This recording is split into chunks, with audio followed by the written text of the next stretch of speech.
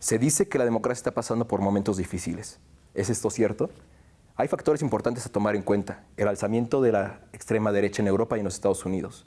Nuevas opciones de izquierda en países latinoamericanos, al igual que en Europa. De esta forma también se menciona un término muy singular, populismo. ¿Es cierto que el fantasma del populismo está recorriendo el mundo? ¿Esto afecta a la democracia o la enriquece? Para eso tenemos un grupo de invitados. Hoy nos acompañan para comentar y para poder llegar a un juicio sobre si la democracia está en sus mejores momentos o está pasando pues, sus momentos más terribles. Esto, sino todo lo contrario, bienvenidos. Bienvenidos, yo soy Jimena Roche y con nosotros se encuentra Tania Iyatze Calzado Alavés, estudiante de Relaciones Internacionales de FES Zacatlán, feminista y de izquierda militante de Morena, integrante de la Red Estudiantil por la Democracia. Bienvenida. Gracias. También se encuentra con nosotros Maximiliano Silva, estudiante de Economía, miembro del Consejo Nacional de Jóvenes, Capítulo Hidalgo. Hola, gracias por la invitación. Muchas gracias a ti. También se encuentra mi muy amiga querida Giselle Gamboa, estudiante de Derecho del Agua Azcapotzalco y consejera estudiantil de la misma licenciatura. También es campeona estatal de oratoria y de debate. Bienvenida. Muchas gracias, Jimé. Muchas gracias a ti. Y también se encuentra Moisés Matamoros, tesista de Historia de CEU, secretario juvenil del PAN en Delegación Cuauhtémoc. Bienvenido. Muchas gracias. Pues bueno, como ya vieron en la introducción, vamos a hablar de lleno de la democracia y sobre, pues, si realmente en este momento está pasando, pues, tiempos difíciles. Quisiera empezar, pues, obviamente contigo, Moisés, para ir de derecha a izquierda. No tiene connotación política, claro está. Quisiera preguntarles, ¿es realmente un momento difícil para la democracia? Pues yo me preguntaría, antes que nada agradecer la invitación, pero yo me preguntaría si alguna vez la democracia ha vivido, al menos en este país, un momento pleno o un momento eficaz o un momento en el que la democracia sea o se ejerza de manera libre e independiente en cada rincón del país. Creo que no nos debe asustar que siempre la democracia ha estado en crisis, porque siempre el interés de imposición o de ser autoritario, en toda sociedad, podemos verlo como una constante, ha estado presente. Lo que está en crisis es, yo lo diría como el esfuerzo por seguir reafirmando o defendiendo la democracia. Eso es lo que podríamos considerar en un estado de crisis. En este caso, Giselle, tú podrías calificar que la democracia, en este momento estamos hablando de las democracias liberales, ¿no? Que es como pues, el sistema predominante. ¿Tú crees que en este momento las democracias liberales están pasando un mal momento? Considero que si el modelo predominante de democracia fuera el modelo de democracia liberal, podríamos dar respuesta a tu pregunta, amigo París, pero no es así. Estamos hablando de América Latina, hablando del auge de los populismos, y lo que está en crisis no es la democracia, son los sistemas de gobierno. ¿Por qué? Porque precisamente esos discursos que se llenan la boca de la palabra pueblo son los que pretenden encaminar a una que se ve inalcanzable democracia plebiscitaria, la cual tiene una ligera línea entre las tiranías, los absolutismos, los totalitarismos. Entonces no hablamos de una crisis, sino hablamos de una ausencia de democracia. Una democracia que no garantiza los principios mínimos de la participación, porque si bien desde hace ya varias décadas en México que se le da paso por ahí de la reforma de los años 70 en cuanto a reformas políticas y de elección a partidos de competencia. Sin embargo, no tenían posibilidades reales de llegar al poder. Pero ahora, ¿qué sucede con los movimientos de alternancia? ¿En qué momento se puede considerar una alternancia si las políticas, si los mecanismos de elección y los medios de ejercicio de acciones concretas de gobierno no evolucionan de manera contundente? Mira, justamente me parece muy interesante lo que comentas porque me refiere un poquito a lo que hablaba Octavio Paz en El laberinto de la soledad, ¿no? Decía que en México como tal era imposible aplicar el modelo de democracia liberal como la entendemos norteamericana o la entendemos europea, simplemente por nuestro ADN cultural, por nuestras condiciones en las que se ha ido desarrollando los procesos históricos, que era muy difícil de que esto existiera. Sin embargo, hemos intentado coquetear con esta idea, asimilar esta democracia como a la europea o como sobre todo a la estadounidense. Y nos encontramos con la transición del 2000, que obviamente dejó a muchos pues, con gusto y otros con disgusto. Ahí es una gama de colores y de opiniones muy alta. Entonces, yo quisiera ir del lado de Max y comentarte, ¿tú crees que existe una democracia liberal en este momento o qué tipo de sistema es el que tenemos actualmente? Bueno, una vez más, gracias Paris por la invitación. Veamos, en el mejor de los casos y más optimista, al menos en el caso mexicano, llevamos 25 años con una especie de democracia, llamémosle mexicana, por no encontrar otro adjetivo, no más, 18 quizá. Veníamos de reformas del 77 que efectivamente establecieron una mayor apertura para las minorías, en la del 94 que consolidó el presidente Ernesto Zedillo para tratar de legitimar y autonomizar esos pequeños poderes o institutos que nos iban a traer democracia. Problema, nos prometieron que sería la solución, a nosotros no quizá, más a nuestros padres y abuelos. Nos dijeron que esto sería lo que detonaría el verdadero Estado mexicano, el Estado de Derecho, etcétera. Y pues, ¿qué pasó? Que no solo no lo mejoró, sino que incluso empeoró algunas cosas. No diría que como tal la democracia liberal está en crisis, las instituciones y los organismos que deberían de protegerla están tambaleando. Tampoco me atrevería a denotar como una crisis o un potencial riesgo. Simplemente es el sistema avanzando, quizá no corrigiendo o no de la mejor forma, pero definitivamente es un sistema que avanza. Mira, justamente, me parece muy importante. Sí es un caso específico, ¿no? Único el caso de la democracia mexicana. Ni siquiera la podemos comparar con América del Sur, que ha vivido otros procesos históricos muy distintos, dictaduras completamente militares, golpes de Estado como pan de cada día, ni tampoco podemos compararla con los Estados Unidos o un modelo pues, sumamente institucional como es el europeo, pues, que nace de la posguerra. Me gustaría preguntar, Tania, ¿crees que en este modelo único mexicano la alternancia de partidos favorece a la población o trae un desequilibrio?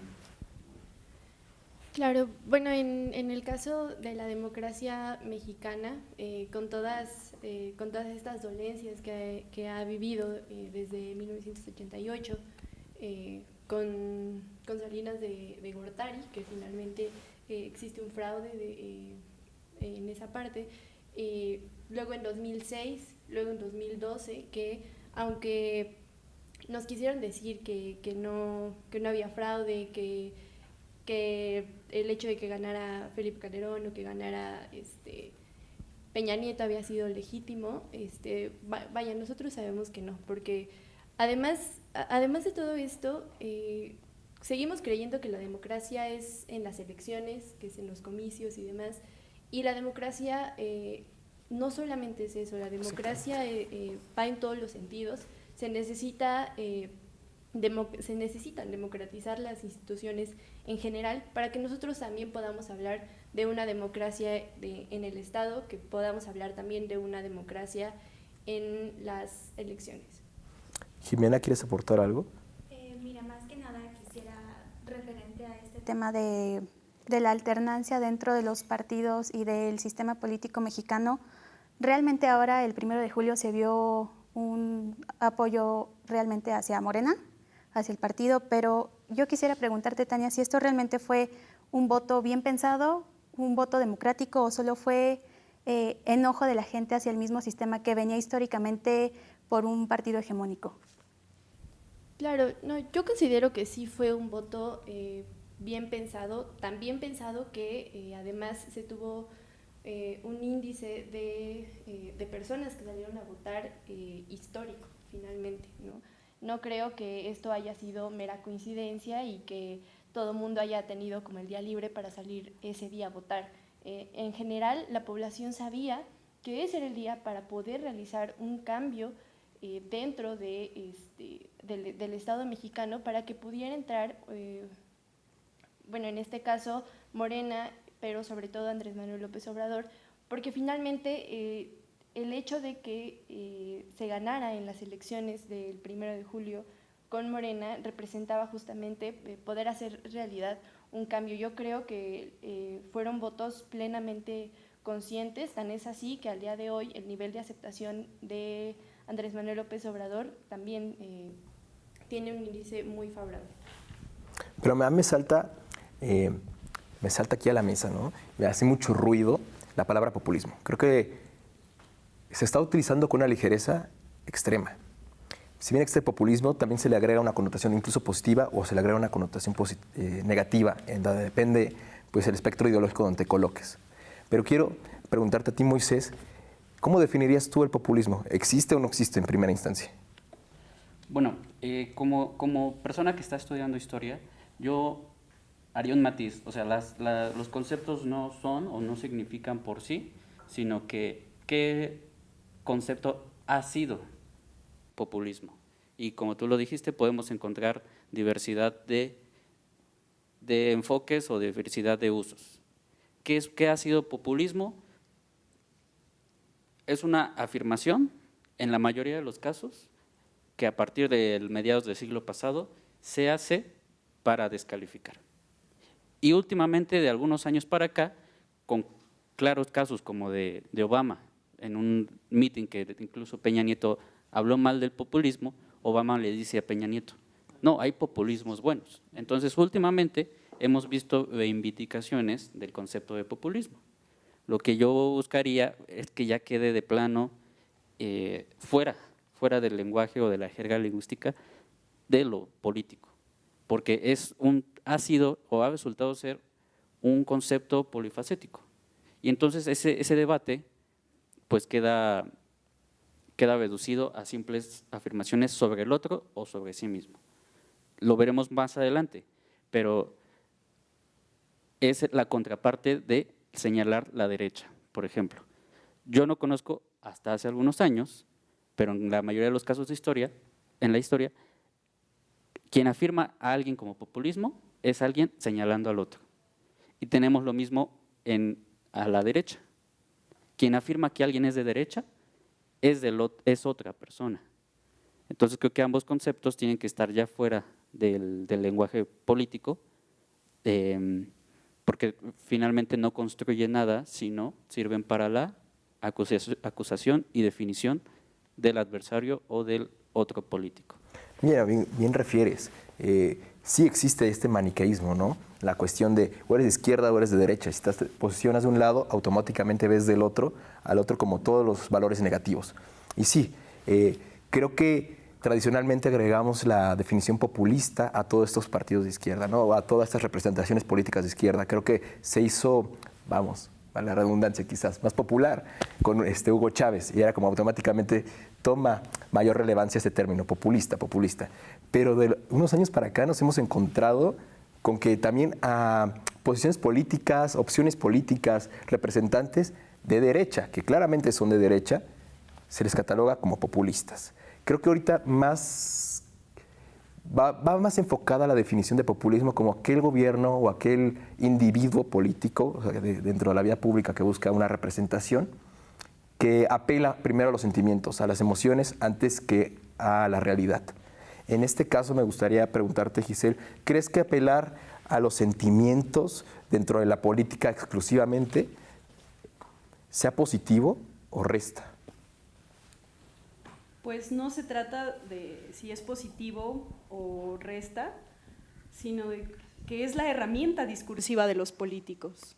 El político que convence con su discurso es la primera pantalla que tiene para sumar votos a su favor. Entonces, eso es quizá algo congénito de todos los movimientos políticos, de todos los partidos políticos, y sí estoy de acuerdo con lo que se ha dicho por mi compañero en su participación, cuando dice que hay que eliminar la palabra populismo de la jerga. Ahora lo que incentivan los discursos de los líderes políticos son discursos de odio. Tenemos los casos más destacados como Bolsonaro, como Trump, y ese tipo de discursos son los que desgastan o hacen relucir discursos colectivos de amenazas, de intimidaciones, de xenofobia, y quizá vayamos más encaminados ahora en la política de Andrés Manuel, que los discursos en campaña sí utilizaban un lenguaje realmente que a mí me sorprendía, sobre todo cuando decía frases como yo me hinco en donde se hinca el pueblo. Ese tipo de quizá recursos retóricos creo que sí le sobran a la política. La política necesita un discurso de propuesta, un discurso fluido, no un discurso pasivo. Como ya lo mencionábamos detrás de cámaras, un debate presente y no un debate de los ausentes, en donde los problemas nacionales se toquen, digamos, en los mañaneros y donde no sea como algo de lo que jamás pasó, jamás se dijo, mínimo en sus mensajes matutinos, como lo que se omitió del movimiento de la marcha feminista. Yo creo que hay problemas que no podemos hacer menores, hay problemas a los que se les tiene que encontrar la solución, y el discurso político es el primer mecanismo para poder emprender acciones concretas de gobierno, porque si bien las acciones y la ejecución de las políticas públicas tienen mucho que ver con la participación ciudadana, pero ¿cómo incentivas la participación ciudadana si tu discurso es pasivo? Si tu discurso no incita a que haya propuestas, a que haya una construcción de soluciones reales, y simplemente se queda en la figura retórica. Mira, mencionaste dos cosas muy importantes. Una, el discurso. Claro, el discurso político tiene un peso inigualable. O sea, no existe político que llegue a ser alguien o llegue a tener una representación, o que realmente las personas enfaticen con él, o que sean empáticas con él, con su causa, sin un discurso fuerte, ¿no? Pero pues también la historia nos ha enseñado pues que hay discursos que a lo mejor pueden levantar muchas pasiones, pero en la realidad se traducen en horrores, ¿no? Tenemos a Mussolini, tenemos a Adolfo Hitler, incluso a Mao Zedong. O sea, depende de las opiniones. Y bueno, también la historia nos juzgará. Pero si entramos también al otro término. Sí, por eso, o sea, esa es la referencia, ¿entendiste ahí? En este sentido, también mencionaste la participación ciudadana, que es muy importante, la participación política ciudadana. Y a Max me gustaría preguntarle, ¿tú crees que nosotros como ciudadanos centrarnos meramente en campañas o ya durante el gobierno de algún individuo, solamente en su discurso, en sus frases quizás domingueras o como lo quieras ver, lacera la democracia? Primero que nada, retrocedería un poco, ya que hablaban de masas y sobre la inclusión de la gente. ¿De dónde salió una especie de prepopulismo o protopopulismo? Fue precisamente para acabar con el régimen fascista que principalmente sobrevivía en Italia, post Segunda Guerra Mundial. Es decir, no pretendían ser solo un simple mensajero del pueblo, sino que eran los actores del derecho propio, de buscar esa representatividad.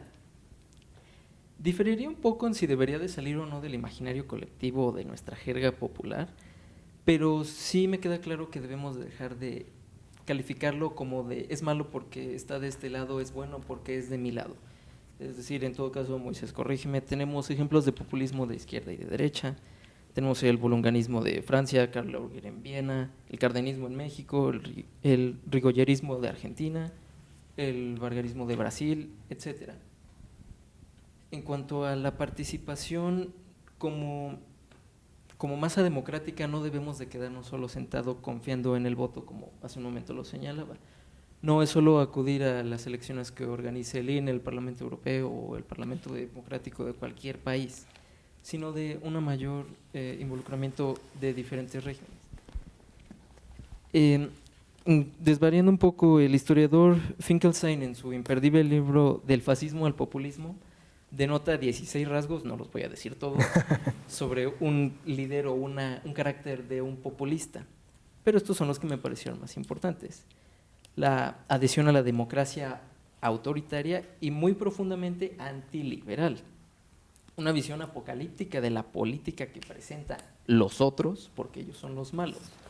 París mencionaba el discurso maniqueo y simplista, la historia de las estampitas, ¿no?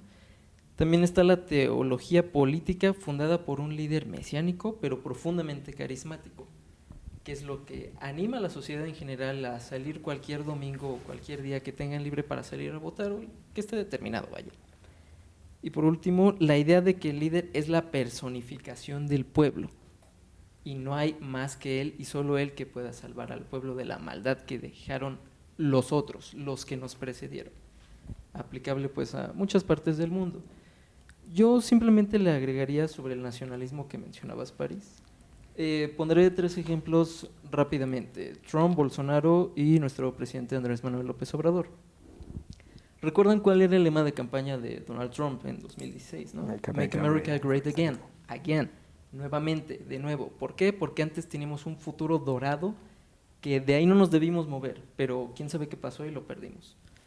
Bolsonaro, un militar bastante antiguo que añora los tiempos del régimen, incluso a los internacionales, como Pinochet, hace poco lo mencionaba. Andrés Manuel nos habla del cardenismo, de los movimientos pasados. Juarismo. Vaya, una cartilla moral publicada por el siglo pasado para enseñarlos de ética y de retórica. Eso sería lo que tendría que decir sobre más. Mira, ya que sacas el tema de Andrés Manuel López Obrador, obviamente ha habido muchas acusaciones, ¿no? Se le ha tachado de populista en ese sentido y defino completamente con tu definición del populismo. Sí se avala, se agarra del nacionalismo, de un sentimiento de nacionalismo combinado con patriotismo, porque son diferentes. También toma mucho, pues, dentro del imaginario, porque no es la realidad, la historia, ¿no? Siempre añorando una época dorada que nunca fue, ¿no? Y pretende regresarnos a ella. Que según ellos fue, que allá debemos de volver. Que según ellos fue, ¿no? O sea, hablamos de aquí en este momento de un cardenismo dorado, que una época que quizás nunca fue. Hablamos de una Estados Unidos que pues, tampoco nunca fue, ¿no? En este sentido, Tania, se le ha calificado a Andrés Manuel, ¿no? De populista. Y hay que ser realistas. Durante las elecciones del año pasado, pues sí, obviamente masivamente se llegó a los congresos Morena, pero realmente la gente no se fijaba por quién votaba. De hecho, en redes sociales estaba saturado de algo que decía voto masivo Morena por Andrés Manuel, voto masivo por Morena. Y yo, por ejemplo, le pregunto a mis vecinos en este momento, oye, ¿por qué votaste por Morena? Pues por Andrés Manuel. Oye, ¿sabes quién es tu diputado? O el actual presidente municipal. No tienen ni idea. Votaron por Andrés Manuel y tacharon en la boleta todo lo que fuera Morena solamente por Andrés Manuel. O sea que a lo que quiero ir es centrarse únicamente en un individuo, lacerar las instituciones, lacerar la democracia como tal, dividida en 3 poderes, lacerar, el orden democrático. Y en este caso específico quisiera referirme a Andrés Manuel. ¿Tú consideras que esta personalidad tan grande que tiene Andrés Manuel y que acapara medios hace daño a la democracia? No, por supuesto que no. Más allá de que si acapara o no, Andrés Manuel lo ha mencionado varias veces. No es solamente él. Él hace mucha alusión a las personas de las que se está rodeando, hace mucha alusión justamente al trabajo en equipo. Incluso nos ha pedido en varias ocasiones que construyamos una democracia participativa. Y eso, en cuanto al populismo que mencionaban, a mí me parece que el término se ocupa de una manera extremadamente irresponsable. Más allá de que si debe desaparecer o no, porque eso no lo decidimos nosotros, claro está. El populismo, si no mal recuerdo, lo acuña sus primeras veces Marsilio de Padua en Italia en el siglo XIV, hablando justamente de la voluntad del pueblo. Finalmente, populismo, popular, pueblo.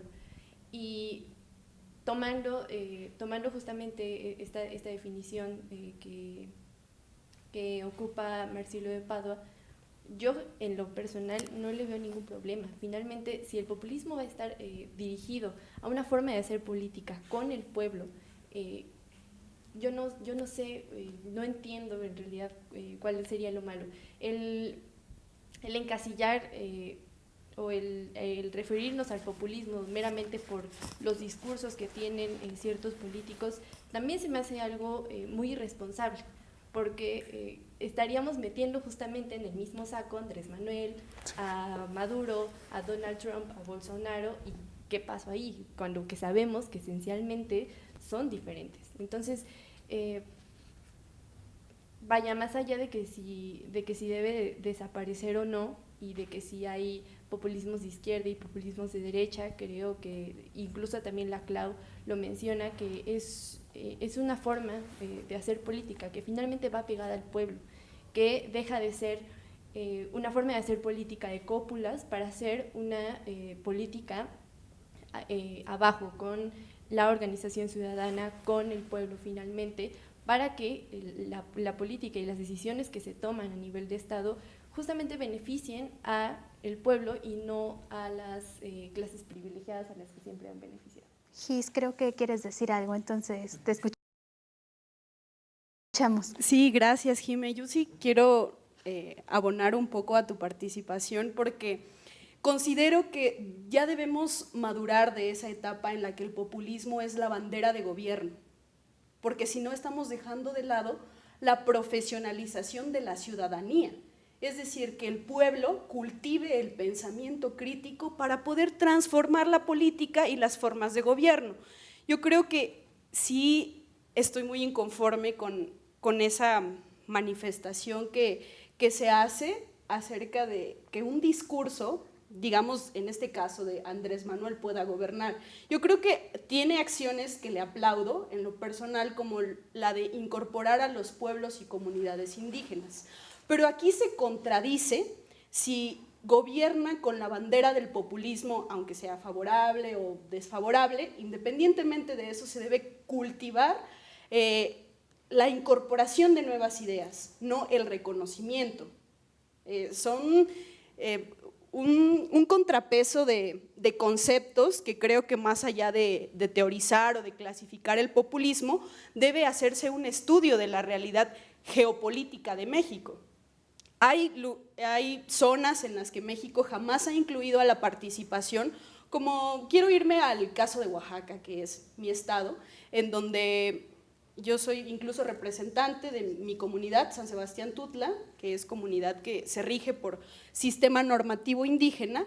Realmente sí venimos de un pasado incómodo, de un pasado del caudillismo, de un pasado en donde se ha atascado a la historia mexicana de populismo como bandera de gobierno, y en qué momento se incorporan las decisiones del verdadero pueblo, las que se encuentran en la Asamblea General Comunitaria, en donde una democracia directa realmente toma decisiones. Entonces, ¿por qué no hacer de México un país en donde también se trabaje en las democracias mínimas dentro de los sectores regionales y municipales? Porque entonces no tendría caso que en el segundo constitucional reconozcamos la autonomía de los pueblos y comunidades indígenas mientras los marginamos con un sistema federal porque es más nacionalista que federal. Coincido completamente contigo y mencionas algo muy importante. De una de las características, pues yo creo que ha complicado más el desarrollo democrático en América Latina entera, que es el caudillismo, ¿no? Siempre la búsqueda de un líder que nos represente, un líder que abandere todas nuestras causas, un líder que sea la imagen viva de todos nuestros deseos y añoros. Esa es la problemática. O sea, no nos hemos enfocado en la construcción de instituciones fuertes, y no solamente hablo del ejemplo mexicano, ¿no? Y podemos irnos al país que tú me quieras decir de Sudamérica, con excepción de Chile, que viene con un desarrollo diferente después de la dictadura de Pinochet. En este caso, me gustaría, Moisés, que me comentaras, tú como por parte de la oposición, en este momento que tiende mucho la oposición, sobre todo tu partido Acción Nacional, a tachar a Andrés Manuel de populista, ¿cuáles son las propuestas que tiene Acción Nacional para combatir esto y para combatir el populismo, lo que tachan ustedes como populismo, y al igual que cuáles son las medidas o qué proponen para incentivar la participación política ciudadana? Bien, muchas gracias. Respondiendo un poco de lo que se venía debatiendo después de mi participación anterior, nuevamente se reitero lo que yo había propuesto: descalificar o eliminar en el discurso político, no en la academia, como objeto de estudio, al concepto de populismo. Ya vimos una definición de hace 400 años, una definición de un politólogo o de la ciencia política que plantea todo un esquema, si cabe, no cabe, de distintos líderes. Pero precisamente podemos decir al presidente actual, por ejemplo, tú eres populista porque cumples con todos estos alvéolos y por lo tanto eres populista. Pero él va a decir, no, yo soy populista porque estoy con el pueblo, interpreto al pueblo y demás. Entonces hay un contrasentido, y la palabra, igual como oposición, yo he estado muy en contra de que se califique a López Obrador populista, porque él va a decir, sí, sí lo soy, con su propio significado. Y entonces no hay una definición clara del concepto y por lo tanto debemos de superarla. porque no estaríamos hablando el mismo lenguaje. ¿Qué piensa hacer Acción Nacional? Pues en los debates de la fundación hubo una interesante proyección de uno de los fundadores, que Acción Nacional tenía que hacer en los ciudadanos, antes que ganar elecciones, hacerles a los ciudadanos que fueran cumplimentados o que pudieran ejercer los derechos ciudadanos, políticos ciudadanos, y también que tuvieran plena conciencia de sus deberes políticos. ¿Qué quiere decir derechos ciudadanos? Pues no, se puede investigar y podemos encontrar que gracias a Acción Nacional tenemos una credencial de votar con fotografía y quién sabe cuántos sellos de seguridad. Tenemos un catálogo de delitos electorales que antes no había, tenemos un árbitro autónomo y crítico, que es los tribunales electorales, tenemos un Instituto Nacional, antes federal, que organiza las elecciones, organiza a los ciudadanos. Estaba la anécdota de que a veces las mesas de casilla, que hoy en día son ciudadanos insaculados, antes pues era el padrón del PRI. Que tenemos una libertad y una secrecía del voto, y todos estos elementos pues han permitido, sí, ejercer los derechos cívicos y ciudadanos en cuanto al voto. Lo que comentas, quiero centrarme un poquito más en el ciudadano, ¿no? Porque pues, no puede haber democracia sin ciudadano. Recuerdo ver el 1 de julio en la noche, cuando después de la victoria masiva de Andrés Manuel, que reconozco que fue la victoria más democrática que ha tenido el país, eso sin duda, ¿no? Realmente la democracia ahí se vio en ese momento, no lo pongo, fue contundente completamente. Krause comentaba en televisión, decía que la democracia es como una casa que requiere de todos nosotros como obreros trabajarla y construirla constantemente, pero en el caso mexicano específicamente nuestra casa era todavía una obra negra y que tenía que seguir en construcción, en constante renovación. En este caso me gustaría ir con Max, y me gustaría ir con Tania y preguntarte acerca sobre la participación ciudadana dentro de la 4T. ¿Hay espacio para ella, más allá de consultas ciudadanas? Sí, claro que hay espacio para ella y eso justamente nos corresponde a nosotros como ciudadanos, aunque en realidad el término ciudadano, híjole, porque resulta que para ser ciudadano en nuestro país necesitamos tener 18 años, sí, estar registrados y demás, cuando que tenemos, y justamente lo que aludía la compañera respecto a los pueblos indígenas, la cuestión de la ciudadanía, cuando te vas a la Sierra de Oaxaca, que también es mi estado, por cierto, justamente se debate mucho porque hay sectores finalmente de la población que siguen, que no tienen esta información respecto a qué es ser ciudadano, que a veces solamente se limita a votar y yo creo que va muchísimo más allá, ¿no? En cuanto a lo de la participación ciudadana, claro que nos corresponde a nosotros y claro que tiene cabida dentro del gobierno. Cada vez se hacen más parlamentos abiertos justamente para la elaboración de leyes.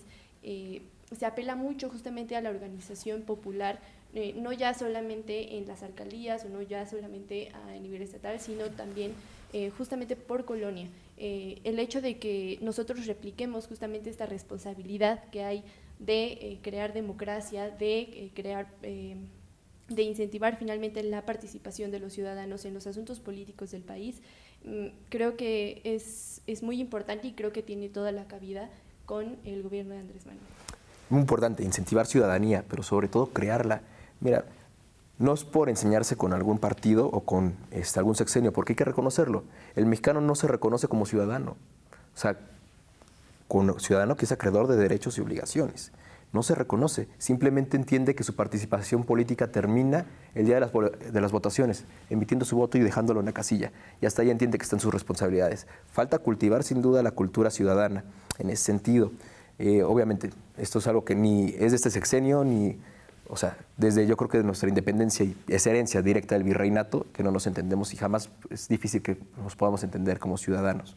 Max, ¿tú crees que cultivar la ciudadanía es importante para la democracia, sobre todo en este caso particular de la democracia mexicana?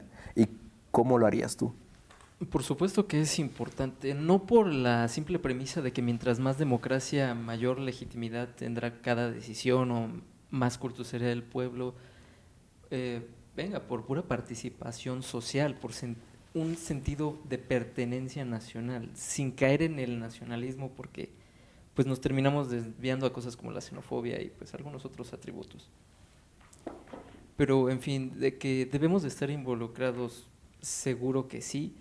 Las formas son demasiado complejas y muy diversas. Supongo que es virtualmente imposible volver a la democracia directa que surgió en Atenas durante la hegemonía y la apología de los griegos, pero sí comenzando con construir sistemas fuertes. Volviendo al caso de la victoria del 1 de julio, de que es la más democrática o que es la más popular, no tengo ninguna duda de que fue un voto pensado. Por supuesto, razonado no estoy seguro, pero pensado sí. El asunto es que los dichosos 30 millones de mexicanos que votaron por él y de los que aprueban o aprobamos el gobierno, dan legitimidad democrática, no dan la razón. ¿Por qué nos quedamos en esa paradoja de que, como fuimos muchos a votar, sí es un gobernante digno, sí es un gobernante del pueblo, pero a la vez no confiamos en las instituciones? Como ciudadanos, que nuestra participación no se trunque en solo acudir a las casillas. Construyamos instituciones que sobrevivan a cualquier ideología y a cualquier persona, tanto para la que esté como la que le dejemos a nuestros nietos, si es que el planeta sigue funcionando para entonces. Bien lo mencionas, retomamos, quizás estoy tomando con ligereza el término populismo, pero sí, el papel de lo que sucede en Estados Unidos y en México es completamente diferente. Sí, obviamente Donald Trump es una persona con un discurso de odio, xenófobo, pero las instituciones tienen un papel importante y han sido un contrapeso. Estamos hablando de la Corte, estamos hablando del Congreso, es un papel bastante importante, cosa que aquí no sucede en México, y no solamente me refiero a Andrés Manuel López Obrador, ¿no? Lo vimos también, hubo populismos durante el prismo, ¿no? Y las instituciones obviamente están completamente a merced, a los pies del presidente, del señor licenciado presidente, qué horas quiere que sean, ¿no? Entonces, antes de ir a un corte, me gustaría escuchar la opinión de Jimena. Como ciudadana, ¿cuál crees que sea tu papel dentro de la participación política? ¿Termina solamente con hacer el voto? No, la participación no solamente es ir a votar, sino es ejercer una madurez en la toma de decisiones, porque simplemente pues vas, votas y hasta ahí no. Yo creo que tienes que ser un agente de estar viendo qué es lo que se hace bien o lo que se hace mal, porque, digo, al final lo voy a poner como un ejemplo. La Coca-Cola sabemos que a muchos nos gusta, pero no por eso quiere decir que sea buena. Entonces debemos saber qué es lo que nos hace mal, sí, aceptar las políticas buenas, pero también criticarlas y dejar de llamarle oposición, sino más bien posturas de contrapeso dentro de la política. Totalmente de acuerdo. Pues bueno, se acaba el tiempo de este segmento, pero vamos a un corte y ahorita regresamos.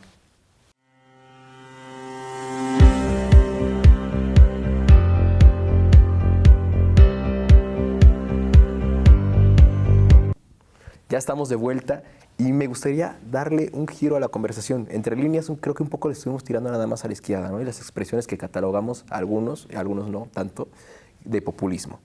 Pero hay que visibilizar un fenómeno, y más que un fenómeno es una realidad.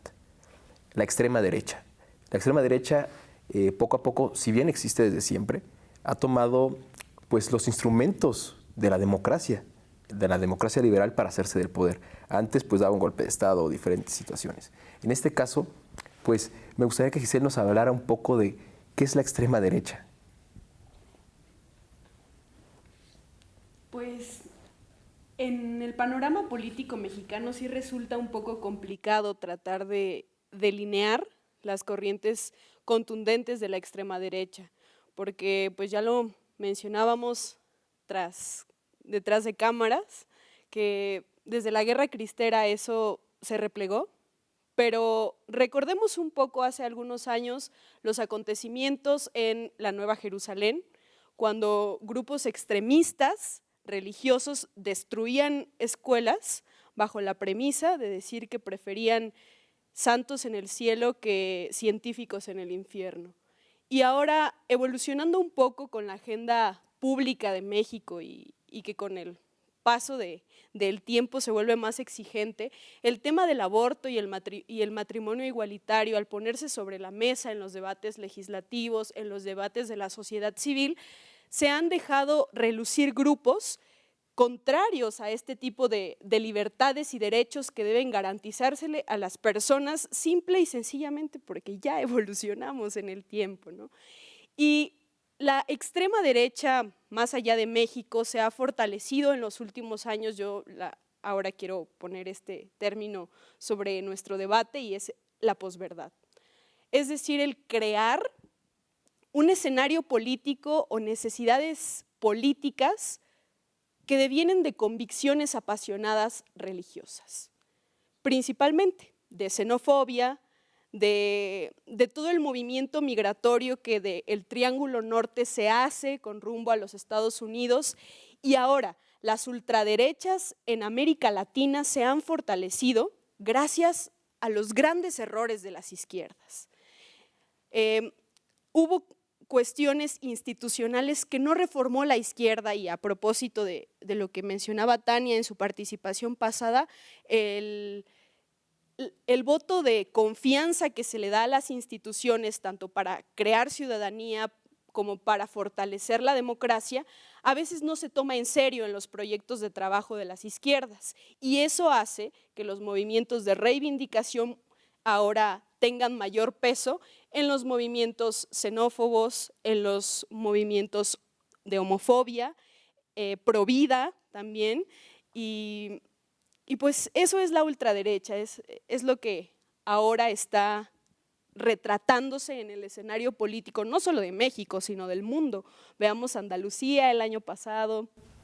Y sí, de tu participación quiero complementar un poco, porque sí, marcaste muy bien cuáles son las características, pues por así decirlo, endémicas de América Latina de la extrema derecha, ¿no? Ahorita hemos visto, por ejemplo, el caso de Costa Rica, el caso de Brasil, Bolsonaro también, ¿no?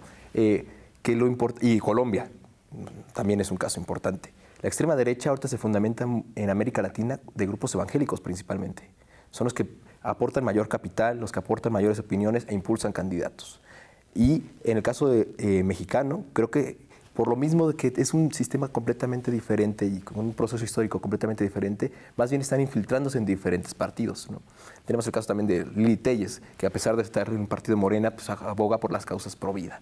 En ese sentido, pero también me gustaría resaltar que también, sí, son un proceso histórico, son origen de un proceso histórico, y tiene que ver mucho con la raíz, ¿no? del catolicismo incluso, ¿no? Porque vemos características similares entre la extrema derecha latinoamericana con la española, ¿no? El caso de Vox, como bien lo mencionas, que Vox difiere muchísimo de los partidos de extrema derecha en el resto de Europa, porque suelen ser principalmente islamofóbicos, ¿no? Pero, por ejemplo, en el caso de Holanda, la extrema derecha está a favor del matrimonio igualitario, y de hecho eso lo utiliza, el matrimonio igualitario y los derechos de la población LGBTI los utiliza para que la gente vote por ellos. Es decir, es que los islamistas van a llegar aquí, las personas que vienen de países musulmanes van a llegar aquí y van a querer acabar con los derechos occidentales, van a querer acabar con los derechos que hemos ganado como los derechos de la población LGBTI, van a querer acabar con el aborto. Es interesante la forma en la que utiliza el sentimiento y pues obviamente se basa en los procesos históricos de cada nación. Y me gustaría que Max nos comentara un poquito más de cuáles son las características, no ahora de la extrema derecha de América Latina y en este caso de española, sino cuáles crees que son las características de la extrema derecha en el resto de Europa. Bueno, primero que nada, París, si mi discurso antes se pronunció un poco contra izquierdas es porque soy un cerdo neoliberal, pero esa es otra historia. Ahora sí, una vez más citando a Finkelstein, el deseo de anular las premisas transnacionales de la Unión Europea es lo que más ha motivado a estos grupos de extrema derecha. Que difiere un poco con ustedes, no son fantasmas del pasado, no es que nos estén acechando nuevamente, sino que más bien nunca dejaron de estar ahí, solo decidimos ignorarlos durante un buen tiempo. Claro que para evitar el debate filosófico entre qué es de derecha y qué es ser de izquierda, creo que podemos hablar un poco más sobre el individualismo o el colectivismo. Simplemente por un tema de filosofía, no es sano los extremos, te nublan de cualquier otra verdad. cualquier discurso político debes de plantearlo como desde la base de que podrías estar equivocado. Y los extremos no te permiten eso. En el caso de los europeos, lo más que pudimos encontrar, lo más sobresaliente es el Brexit. ¿Quiénes fueron las personas que votaron en favor de la salida del Reino Unido de la Gran Bretaña e Irlanda del Norte? La generación baby boomer en su mayoría, que también contribuyó un poco a la apatía de los millennials y los más jóvenes en no salir a las urnas ese día. Pero a los británicos y a todo el Reino Unido en general se les vendió esa idea de nuestra raza es pura, nuestra raza es mejor, un poco de xenofobia y de fascismo, muchísimo. por decir. Se les vendió la idea de que la Unión Europea nos está sangrando, nosotros somos la joya de la corona, no merecemos estar aquí porque somos más grande que eso. Eso en cuanto a Europa, que sin embargo también varía en cuanto a la región. Si me permites trasladarme del otro lado del mundo, en Estados Unidos, el querido Donald Trump difiere un poco de la derecha tradicional de Estados Unidos, dado de que es antiislamista, pero no es antijudía, ni tan homofóbica. No tanto porque tenga un buen corazón, sino porque es neoyorquino. Y en Nueva York no se les permite ser antijudíos y anti-LGBT más, pero sí pueden ser antimexicanos. ¿Estamos? Depende mucho del individuo, de la subjetividad, tu región, incluso de cómo te criaron tus padres, pero insisto, la razón de ser extremo, cerrado, autoritario y absolutista en cuanto a tus posturas nunca te va a permitir obtener la verdad universal, si es que existe alguna, que ese es otro debate, por supuesto. Mira, Giselle en su participación comentaba que, por ejemplo, en el plano de América Latina, e igual lo podemos ver en el plano francés, casi la victoria del Frente Nacional de Marine Le Pen se debe al fracaso de las administraciones de la izquierda. Si bien sí, el caso de Brasil pues, nos refleja esa realidad de una forma muy, muy fuerte, ¿no? El caso de la corrupción extendida en todos los grados de gobierno en Brasil propició que la gente votara por Bolsonaro. A lo mejor no coincidía con sus dichos completamente xenofóbicos, homofóbicos, lesbofóbicos, ¿no? Misóginos también. Pero la gente fue a votar por él por un voto de hartazgo. En este caso me gustaría preguntarle a Tania, tú como una militante de izquierda convencida, ¿cuál crees que sea el papel de la izquierda para combatir a la extrema derecha desde un plano democrático? Bueno, desde un plano democrático yo creo que es muy importante poner los temas sobre la mesa, abrir debates, abrir la discusión, hacer la batalla de las ideas finalmente. El hecho de que no se tenga tan claro qué es ser de izquierda o qué es ser de derecha, justamente muchas veces nubla, porque nos queremos situar en el centro y decir, no, pues es que ni izquierda ni de derecha, sino todos somos mexicanos y demás. Sino todo lo contrario. Justamente crea, hace posible más bien que no podamos tener una ideología. Entonces, eso es muy peligroso porque justamente puede entonces empezar a tener una tendencia mucho más de derecha, que claramente es peligroso por toda la xenofobia, la homofobia que acarrea ser de derecha. Es decir, la derecha además tiene dos elementos que son muy poderosos, que es la religión y es el dinero. Estamos de acuerdo en que la extrema derecha finalmente tiene recursos y además tiene un recurso ideológico muy poderoso y sobre todo hablando de América Latina, es decir, América Latina es mayormente cristiana. Entonces, el hecho de que puedan tener a las personas de ese lado por una cuestión de nombrar a Dios y de querer como encaminar justamente todas esas ideas, excusándolos en la palabra de Dios, creo que me parece muy peligroso porque justamente finalmente es el medio que ocupan para poder tener como a las personas de su lado. Por eso creo que es muy importante que se abra el diálogo, que se abra el debate, porque justamente si lo dejamos así y si no se discute, justamente entonces ¿qué va a pasar entonces con la decisión del aborto? ¿Qué va a pasar con los derechos sexuales y reproductivos de la mujer? ¿Qué va a pasar con la lucha LGBT? Es decir, creo que no se le debe dar paso, es decir, a la extrema derecha, perdón, porque finalmente sí va en contra de los derechos de los ciudadanos. Completamente. De hecho, tengo una amiga que me decía, con los nazis no se dialoga, se les madrea. Pero bueno, estamos hablando de un plano democrático. En ese sentido, resaltas algo sumamente importante, que es la agenda principalmente de las personas que se identifican como de extrema derecha, no tiene que ver con la búsqueda de derechos, sino suprimir los derechos de otros grupos. O sea, me resulta ridículo que tu posición política sea marcada simplemente por el odio y por querer suprimir derechos a otros grupos. O sea, no estás buscando otro objetivo que la supresión de derechos nada más.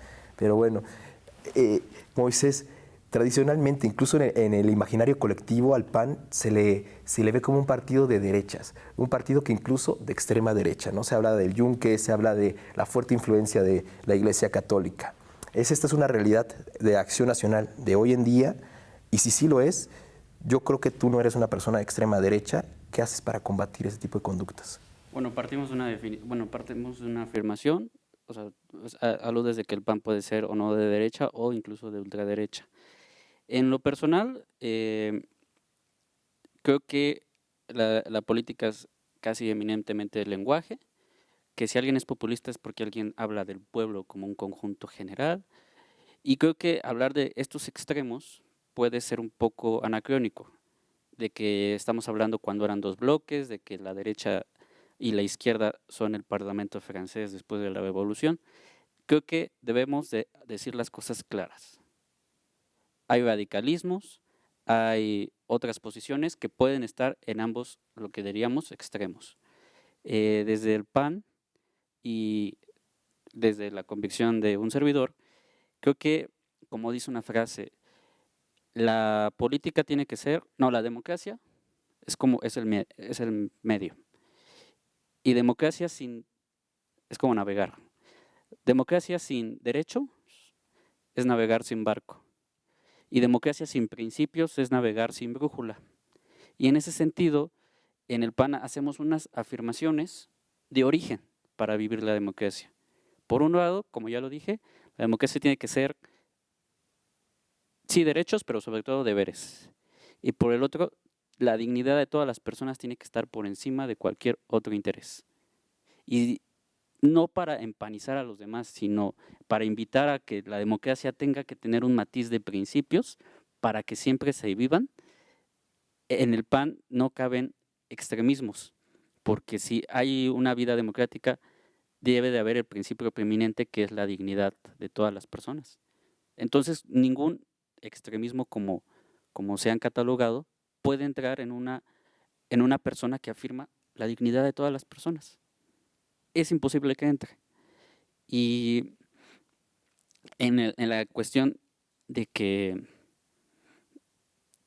la participación, de que los extremos como que estén avanzando hoy en día y que posiblemente se proyecten, como nos decías, que algún día vamos a estar votando por un partido que se afirme como extrema derecha, pues hay que definirlos, hay que sí combatirlos con esos principios, porque incluso puede haber una posición de centro o que se diga de centro y que en una votación legislativa o en algún otro momento haya sido un lobo disfrazado de oveja y vote o haga actos en contra de la dignidad de las personas. Y terminaríamos diciendo, como los humanistas en tiempos de Hitler, del ascenso de Hitler, ¿por qué vamos hacia un monstruo del que deberíamos huir? Entonces, la política es lenguaje. Quitemos estos encasillamientos de izquierda, derecha, centro, porque a la hora de la hora hay centros que han votado cosas de extrema derecha o extrema izquierda. Mejor hay que estar vigilando y siempre pendientes de cada actor político que tome decisiones que puedan repercutir en la dignidad de las personas, que es el bien a procurar. En ese sentido, mira, sí, es ya difícil en esos tiempos definirse, ¿no? Bien, izquierda o derecha, esta dicotomía creo que se ha distorsionado porque hay muchas vertientes, incluso hay diferentes convicciones dentro de un mismo partido. Por ejemplo, no es porque me ensañe con Morena, pero, por ejemplo, Morena tiene a Citlali Hernández, justamente lo que hablaba con tu novio hace rato, tiene a Citlali Hernández que, wow, parece maravillosa su labor, pues, sumamente progresista, pero tiene personas como Lili Telles que dices, ¿dónde queda la congruencia, no? Pero aún así se definen de izquierdas. Y al igual tienes personas en la derecha, en diferentes lugares del mundo, donde dices, sí, o sea, yo estoy a favor de los derechos de todas las personas, ¿no? Pero ciertas cosas yo me reservo. Y hay personas de la derecha que, pues, obviamente, ¿no? Traen una carga completamente xenofóbica y de todo tipo de odio. Aquí yo creo que hay que resaltar, para combatir la extrema derecha, es la empatía. Porque, no recuerdo el nombre, había un sacerdote durante el ascenso de Hitler y todo este periodo, de protestante. Entonces él tenía como un repudio hacia los católicos, y entonces apoyaba a Hitler, pero de repente a él termina en un campo de concentración por ya no estar a favor de las políticas de Hitler, y escribe al salir del campo de concentración: cuando vinieron por los judíos, yo me callé, no dije nada. Cuando vinieron por los católicos, yo me callé, no dije nada. Cuando vinieron por los socialdemócratas, yo me callé, no dije nada. Cuando vinieron por los obreros, yo me callé, no dije nada. Cuando vinieron por mí, ya no había nadie que dijera algo. Entonces, creo que es muy importante eso, combatir a la extrema derecha, y el discurso de odio se tiene que hacer desde la búsqueda de puntos en común. Quizás podemos tener quizás podemos tener diferencias, pero es muy importante encontrar puntos en común, porque sí, la extrema derecha, yo creo que más que cualquier otro sistema o que cualquier otro tipo de ideología, por las banderas que carga, nos afecta a todos, ¿no? Y afecta completamente al sistema democrático. Y pues ya el tiempo se nos va acabando, entonces sí me gustaría que pues llegáramos a una conclusión que cada uno de ustedes pudiera aportar acerca de cómo ven el balance de este momento de la democracia, de forma muy rápida y concreta. ¿Cuál es tu balance acerca de la democracia, Moisés, actual? La democracia siempre ha estado en crisis, pero nunca ha estado en un estado pleno, pero lo que hay que reafirmar es el esfuerzo de seguir apostando por la democracia, aunque la decisión no nos favorezca, de ser plurales y de respetar y ejercer la democracia respetando la dignidad de cada persona. Eso va a evitar extremos en un sentido o en otro, y eso va a evitar los discursos de odio. La política es lenguaje, renovemos el lenguaje. Gis. El concepto que separa levemente a la derecha de la ultraderecha es precisamente la ambigüedad del concepto dignidad. Porque a los derechos se les tiene que llamar por su nombre. A los movimientos sociales se les tiene que dar el impulso a cada una de las decisiones que se llegan a tomar una vez logrado el tener acciones en concreto de acuerdo a las exigencias de esos movimientos sociales. Y considero que la democracia, el día en que llegue a consolidarse mínimo en términos de primera democracia en México, podremos saber nombrar a esos derechos, porque si se quedan en la simpleza de la ley, si se quedan en la simpleza de los debates políticos, ¿en qué momento habrá democracia? ¿En qué momento existirá democracia en primera instancia como ciudadanos, como sociedad civil y luego como partidos políticos? Eso resulta prácticamente imposible, y si algún día la conocen, pidan un deseo. Max. La democracia solo somos todos, la podemos hacer todos los días, de hecho la debemos hacer todos los días, sin dejar fuera a nadie. Sí, respetando los diferentes puntos en común, encontrando algunas otras que no nos parezcan. Alguien más sabio que yo dijo que la verdad surgía de entre contrarios. Tesis contra antítesis nos darán la síntesis. ¿No es así? Hagámoslo por nosotros, por los que nos precedieron y por los que vienen, ya sea que correspondan o no. En fin, puede que no comparta su opinión, pero daría mi vida porque pudieran expresarla. También alguien más lo dijo y creo que tenía toda la razón. Así que vamos a construirla. Tania. Bueno, yo considero que la democracia no es el fin, la democracia tiene que ser un ejercicio constante, sin embargo también necesita ser reconstruida necesita ser apelada no solamente en los procesos electorales, en los partidos políticos, sino también en las universidades, también en la participación ciudadana. Creo que finalmente la democracia es el poder que se deposita en el pueblo y como pueblo tenemos que construirla y ejercerla todos los días. Excelente. Antes de cerrar, me gustaría mencionar dos cosas que queden bien claras. Los derechos son para todas y todos los derechos para todas y todos, ¿no? Así debe ser, y los derechos no se piden, se exigen y se tienen que dar, porque nadie está regalando ni está buscando que le regale nada y no son privilegios, son derechos. Así hay que combatir el discurso de la extrema derecha. Y ya para cerrar, me gustaría pues, hacer énfasis en dos palabras. Uno, la importancia de la participación ciudadana. Es muy importante que el ciudadano sea activo políticamente, que participe. John F. Kennedy en su toma de protesta preguntaba: no te preguntes qué puede hacer tu país por ti, sino pregúntate qué puedes hacer tú por tu país. Y Octavio Paz también nos comenta que democracia sin libertad es simplemente tiranía. Esto fue sino todo lo contrario. Muchas gracias.